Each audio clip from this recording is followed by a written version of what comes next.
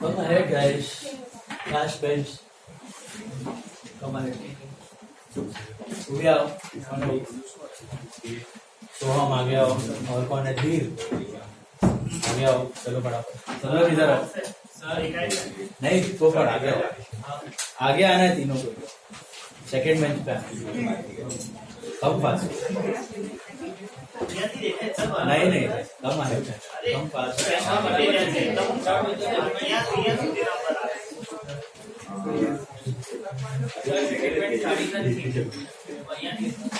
गाड़ी ना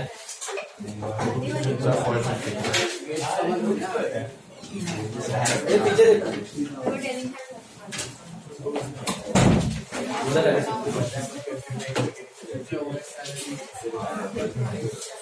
Dhir and Soham last time, else will be out.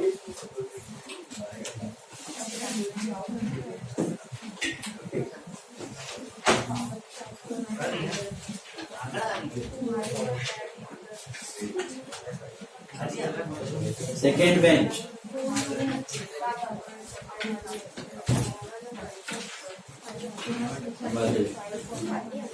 ये इधर से इधर. हाँ हाँ. वो आगे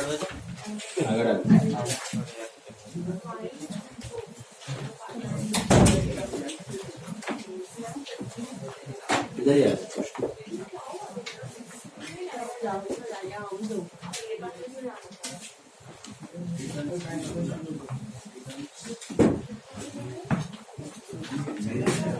होमवर्क सर कितने पे हो रहा है? टैली करेक्शन किया मैंने, भेजा था ग्रुप में. वो बोलो जीपी कितना था? It's tally. With that correction, it is tally. Saw the correction. What is your gross profit?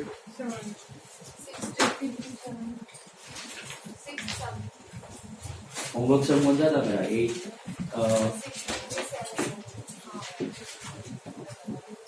का बुक लाओ टेक्स्ट बुक.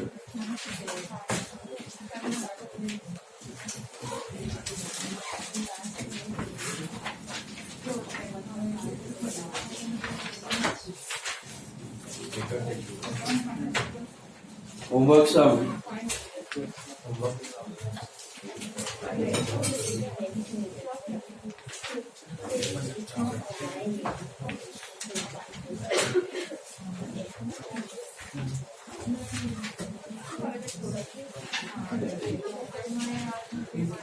Sum number 8 था. Sum number 8 क्या है? GP of sum number 8 63,700. NP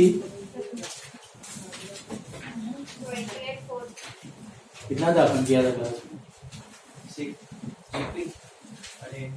28,450. ये बराबर है ना? 63,700. And balance sheet 68,900. Check. Balance sheet total 68,900. 68,900 नहीं है. 68,900 इज कैपिटल. बैलेंस शीट का कितना आ रहा है? What is the total of balance sheet? 106,450. Yes, that is the total. इसमें करेक्शन करना था. मैंने बोला था आपको, ग्रुप में डाला भी है. जो कैश एट बैंक का अमाउंट है ना 6200 मिला. वो 6200 का you have to make it 10,900. 6200 का 10,900 का. सम नंबर 8 10,900. 4,700 से बढ़ाना है.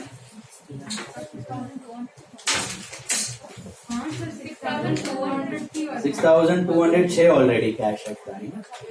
इन्हें 4,700 से इंक्रीज करवाना चाहिए. तो 10,900.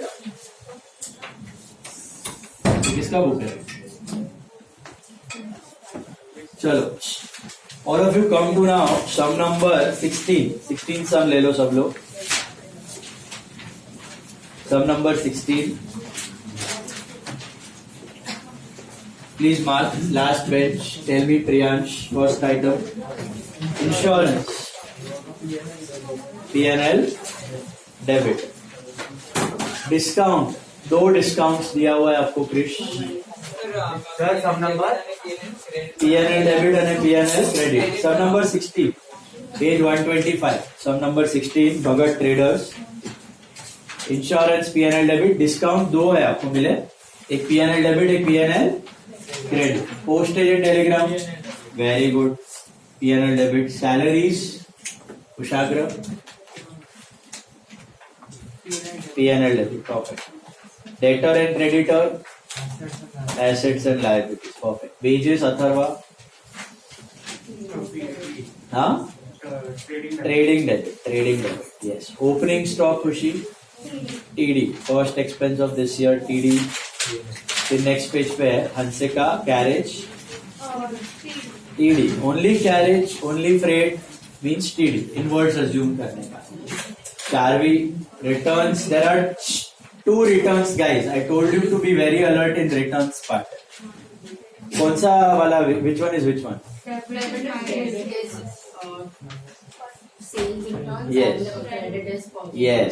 Yes. Did you get that?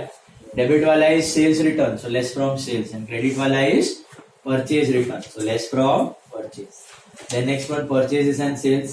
Purchases TD and sales TC, TD and TC. Dhruvi, bank loan 10%. Bank loan is liability. फिर percentage sign indicates what? याद है hidden adjustment. ये percentage वाला क्या करना है इसके लिए? CCC. What is CCC? Calculate, check, compare. Calculate, check, compare. वो बाद में करेंगे उसका note.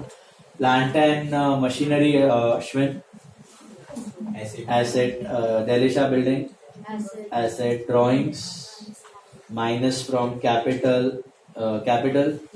Liability, office rent, the Drumil, P&L debit, perfect. 8 months दिख रहा है आपको बाजू में, 8 months, वो भी क्या हो गया? Hidden adjustment. उस पे भी करना है अपने को 4 months का adjustment. Okay. RDD, which RDD is this one? Very good. This is ORDD. तो P&L डेबिट में प्लस की minus? ORDD minus. What is this ORDD? Last year का NRD. लास्ट ईयर के लॉस को बढ़ाया, ये साल के लॉस को कम करा. तो ORDD है ये, 1000 रुपया आपका लॉस घटाएगा, right? Bad debt deal, P&L debit, perfect. Bank overdraft, ए भाई ये bank overdraft. What is bank overdraft? What is bank overdraft? Liability. उधार लिया है शॉर्ट टर्म का, लिखो 10 बार. Bank overdraft liability.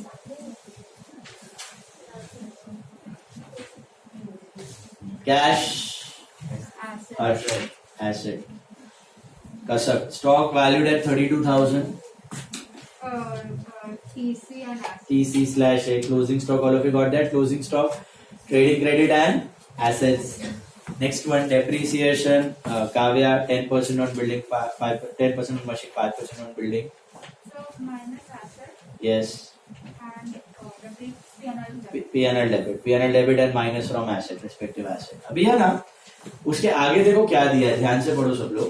Machine of 10,000 was purchased on 1/10/09, but was not recorded. Please underline that part. But was not recorded. Machine खरीदा लेकिन record करना भूल गए. तो अब क्या करना है? रिकॉर्ड करना है, करना ही ऑब्वियसली. फाइनल अकाउंट्स कर रहे हो, अनरिकॉर्डेड है मतलब एडजस्टमेंट है, तो करना पड़ेगा आपको रिकॉर्ड. कैसे खरीदा है, क्या अज्यूम करोगे? Will you assume it as a cash purchase of machine और क्रेडिट परचेज? Credit purchase. कोई भी एसेट, कोई भी गुड्स, उसके बारे में कुछ नहीं दिया तो assume it is on credit. Assume it is on credit. जैसे गुड्स का अनरिकॉर्डेड परचेज ऑफ गुड्स आप अज्यूम करते हो ना, it's on credit, purchase to creditor. So add to purchase, add to creditor करते हो. वैसे मशीन का भी क्या अज्यूम करने का? It is purchased on credit. So what is the entry for buying a machine on credit? Machine to creditor. Machine to creditor. Cash में खरीदते तो मशीन टू कैश, क्रेडिट में खरीदा तो मशीन टू क्रेडिटर. घुसाओ इसको final accounts में, कैसे करो? plus creditor plus asset. Machine खरीदा है, machine to creditor, plus credit. Machine बढ़ेगा, ऐड करोगे, बढ़ेगा ना machine. So unrecorded purchase.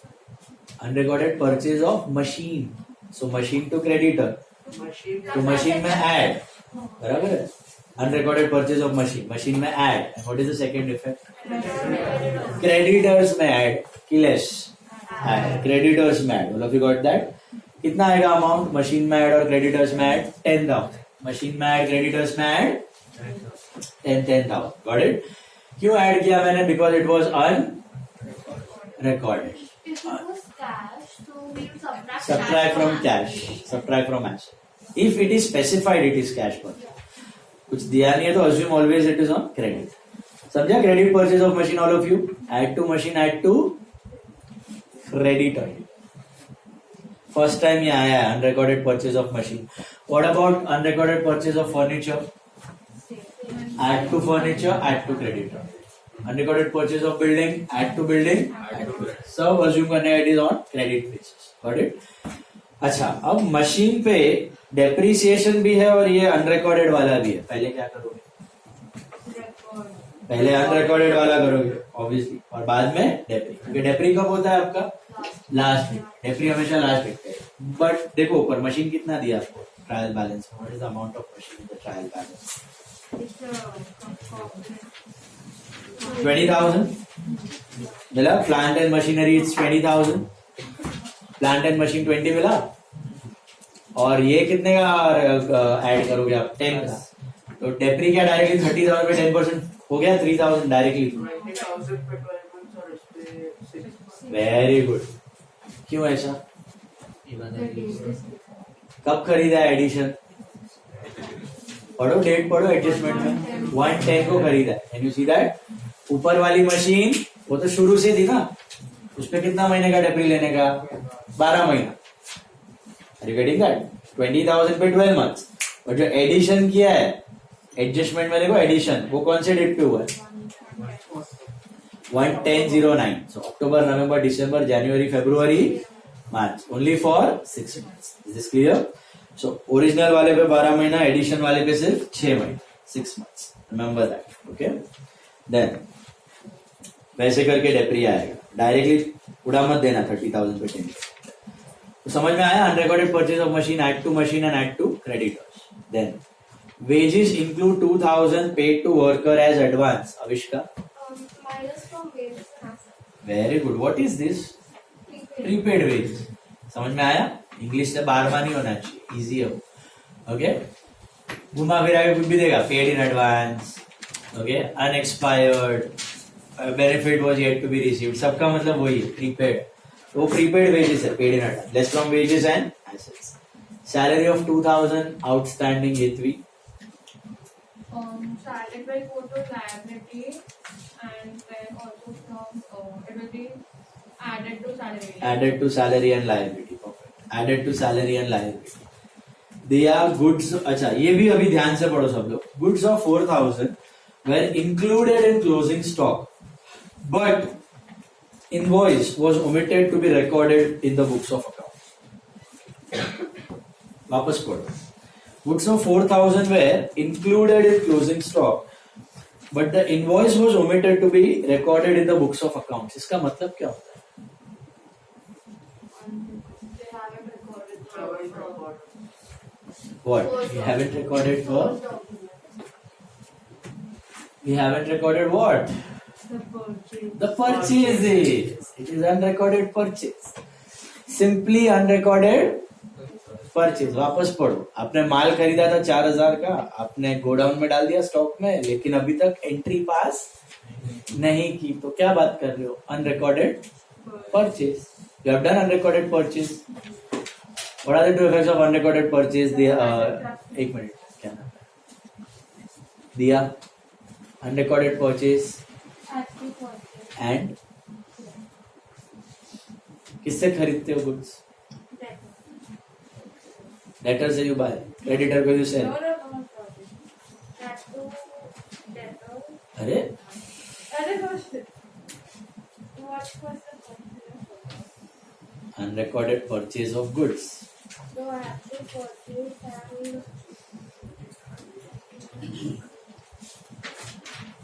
and what? Add to what, guys? Creditor. They are right. Unrecorded purchase 10 times. All of you understood this? देखो क्या दिया है. This is unrecorded purchase only. Unrecorded purchase only. आप invoice मतलब purchase वो enter करना भूल गए. Add to purchase, add to creditor 4,000. अभी वहां पे एक और चीज दी है stock. आपने उसको स्टॉक में इंक्लूड किया हुआ है. Can you see that? आपने उसको स्टॉक में इंक्लूड किया हुआ है. अगर वो नहीं दिया होता, सिर्फ अनरिकॉर्डेड परचेज दिया होता, तो क्या स्टॉक में करना है कुछ चेंज? तो भी अज्यूम करने का कि स्टॉक में हो चुका है. देखो स्टॉक कैसे वैल्यू होता है. जेठालाल गड़ा ने है ना, उसके गोडाउन में 8 टीवी सेट्स थे. 2 टीवी सेट और खरीदे, 25-25 हजार के 2 टीवी सेट्स और खरीदे, तो गोडाउन में आ गया माल 2 टीवी सेट का. टोटल टीवी सेट 10 हो गए उसके पास, बराबर. अब जेठालाल गड़ा को ये 2 टीवी सेट परचेज किया था ना उसने, उसकी एंट्री करनी थी बुक में परचेज टू क्रेडिटर. वो करना भूल गया, लेकिन गोडाउन में तो आ चुके हैं 10 टीवी सेट. तो स्टॉक कैसे वैल्यू होता है? ईयर एंडिंग पे, जब ईयर खत्म होएगा तब जेठालाल बोलेगा मगन काका जाओ गोडाउन में कितने टीवी सेट है देखो. मगन काका जाएगा, काउंट करेगा, बोलेगा 10 टीवी सेट है. कितने? 8 पहले के और ये 2 खरीदे हुए, टोटल 10 है. वो 10 into 25,000, 2,50,000. That is the cost price. उसको कंपेयर करेगा मार्केट प्राइस के साथ. क्या भाव चल रहा है? 30,000 में बिक सकता है. तो cost of market price which ever is less, तो 2,50,000 आपका बुक्स में एंटर कर देगा. बात समझ में आई? तो बोलने का मतलब उसका परचेज की एंट्री का उसका स्टॉक के साथ कोई लेना देना नहीं. परचेज एंट्री किया हो तो भी वही स्टॉक मिलेगा, परचेज एंट्री ना की हो तो भी वही स्टॉक मिलेगा. तो स्टॉक को कभी छेड़खानी करने की नहीं. स्टॉक कैसे कैलकुलेट होता है आपको समझ आई? स्टॉक क्या होता है? आप ईयर एंडिंग पे जाते हो गोडाउन में, काउंट करते हो कितने यूनिट्स हैं आपके पास, उसको आप मल्टीप्लाई कर लेते हो आपके कॉस्ट प्राइस कितने में खरीदा था, और कंपेयर करते हो मार्केट प्राइस के साथ. एंड कॉस्ट और market price which ever is less, उसमें डायरेक्टली घुसा देते हो final closing stock. Trading credit है.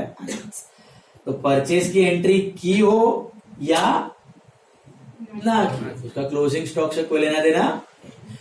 मतलब आपको क्वेश्चन में ऐसे ही जानबूझ के कंफ्यूज करने के लिए देंगे कि goods were included in closing stock फलाना टीका, तो वो नहीं भी दिया है तो भी अज्यूम करने का कि goods are always there in closing stock.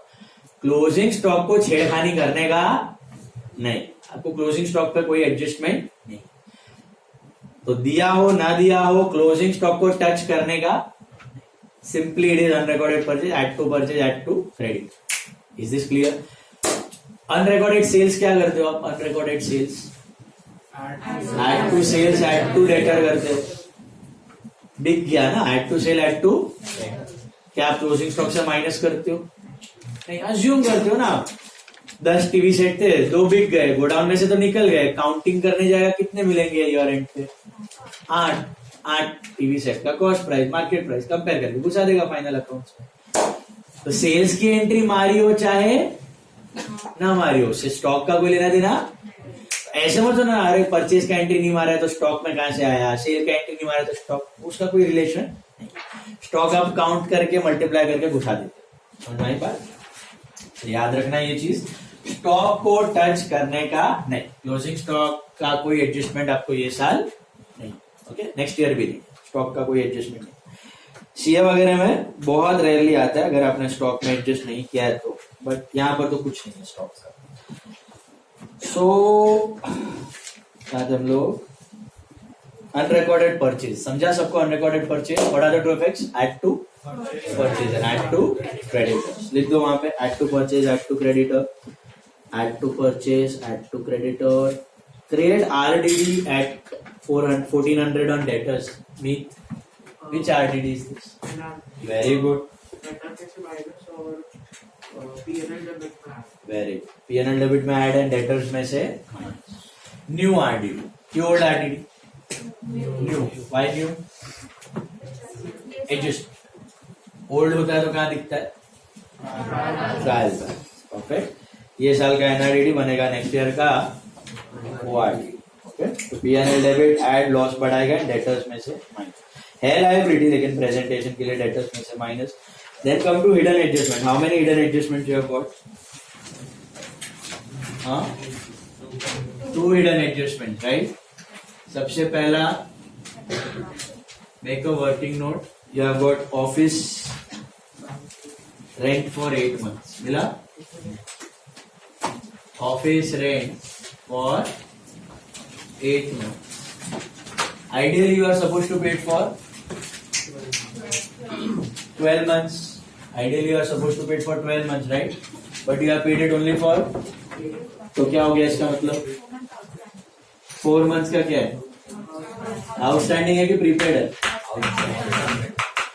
Krrish, 4 months outstanding या 4 months प्रीपेड? आउटस्टैंडिंग, देना बाकी। अच्छा, 8 महीने का 2000 है, तो पर मंथ कितना होगा? 250। 4 महीने का कितना होगा? 1000। ये 1000 हो गया outstanding. What are the 2 effects of outstanding rent? Harsh Mehta, 2 effects of outstanding rent। नहीं, हर्ष नहीं, sorry, Rishi. PNL debit add outstanding, देना बाकी है। liability PNL debit and liability, बराबर है। पीएनएल डेबिट में add to rent and liability. और वी गॉट दिस, किया था हमने, याद है? टाइम पीरियड वाला हिडन एडजस्टमेंट खत्म किया। एक और हिडन एडजस्टमेंट, एक और है, क्या है? बैंक लोन है, 10% बैंक लोन है, जिसकी वैल्यू आई थिंक है 60,000 और बाजू में डेट दी गई है 1/10/10। Can you see that? 1/10/9। मुझे बताओ, आपने लोन दिया है कि लोन लिया है? लोन लिया है। ओके, और इसको 3 स्टेप से करते हैं हम लोग, परसेंटेज साइन वाले hidden adjustment. What are the 3 steps? CCC बोले तो calculate, check, compare. First step, what do you calculate? Interest on bank loan.